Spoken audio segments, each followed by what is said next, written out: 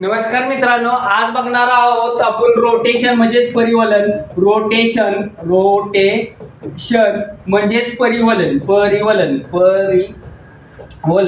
म्हणजे हे ग्रह स्वतःभोवती फिरतात त्याला परिवलन म्हणतात. हे ग्रह स्वतःभोवती फिरतात त्याला परिवलन म्हणतात.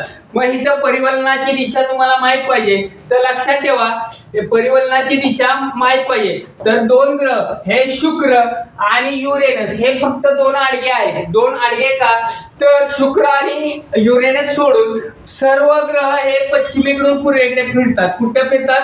पश्चिमेकडून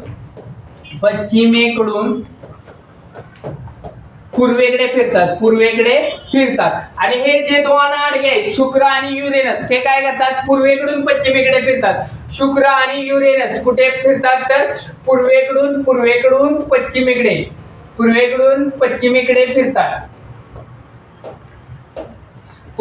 पश्चिमेकडे फिरतात.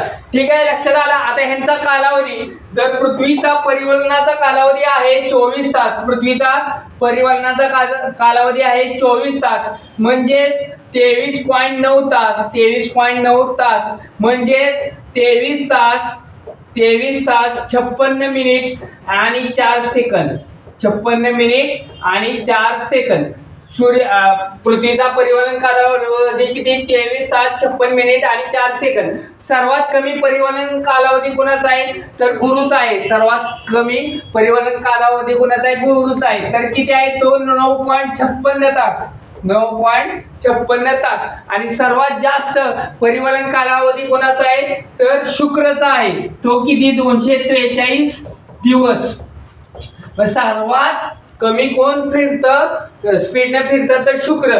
आणि सर्वात जास्त स्पीड कोणाचा आहे किंवा वेग कोणाचा आहे तर गुरुचा आहे.